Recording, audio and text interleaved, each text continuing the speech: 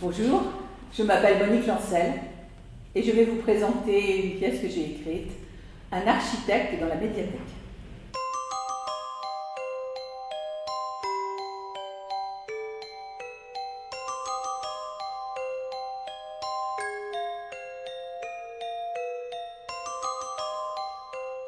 Je suis dramaturge, je suis conteuse, je suis comédienne et je suis metteuse en scène. Et cette pièce d'ailleurs, je l'ai mise en scène.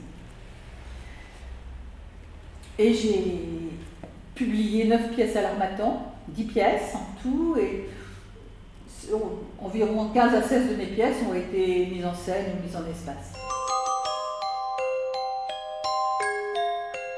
Oui, c'est une comédie réaliste, une comédie acerbe, corrosive, et qui raconte la rénovation d'une médiathèque. Rénovation qui ne se passe pas sans mal, puisque l'administration a décidé de changer les choses et de supprimer une salle de spectacle qui se trouvait dans la médiathèque. Or, la responsable de l'animation, qui est jeune et énergique et combative, refuse absolument qu'on lui supprime sa salle de spectacle.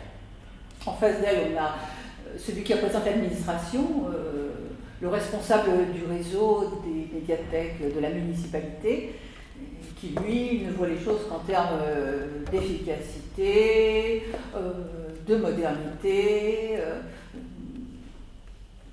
d'économie aussi, et qui donc veut supprimer absolument la salle de spectacle. Et puis on a un troisième personnage qui est la responsable de la bibliothèque, la conservatrice, qui elle est une femme extrêmement honnête, qui aime les livres, qui aime la culture, qui voudrait conserver la salle de spectacle, mais qui ne veut pas faire de vagues, et qui voudrait ménager la chèvre et le chou, ce qui fait que tout le monde se retourne contre elle à la fin. On a encore un autre personnage un peu moins important, qui est le responsable de la jeunesse, personnage un peu pittoresque. Et puis, on a l'architecte. L'architecte, finalement, tout va dépendre de lui, alors on l'attend et il arrive, et c'est un artiste génial, mais il n'a pas la moindre idée de ce que peut être une médiathèque, et il s'en moque.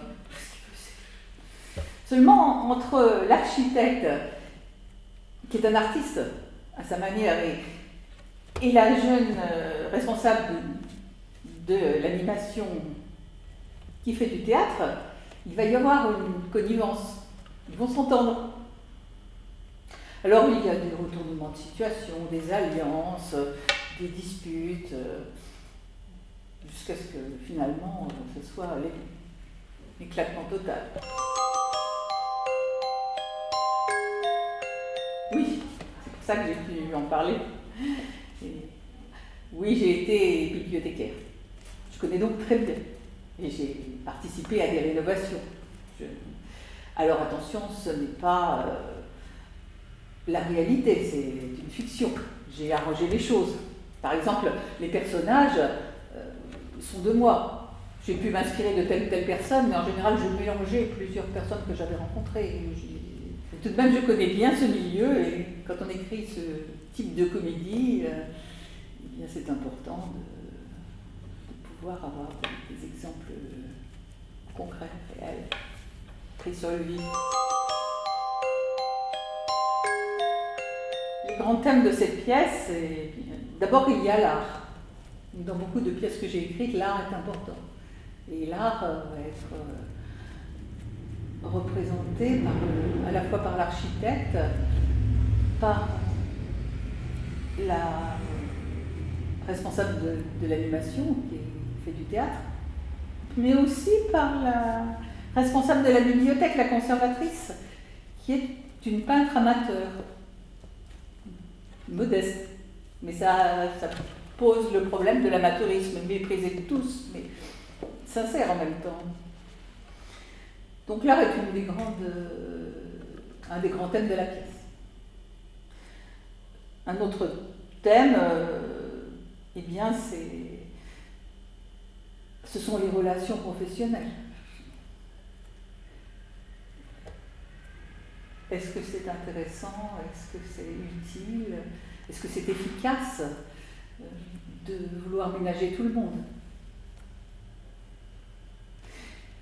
Et de l'autre côté, est-ce que s'opposer à tout prix peut amener à quelque chose? L'autre thème, c'est l'évolution de la culture. Ça pose le problème général de la culture.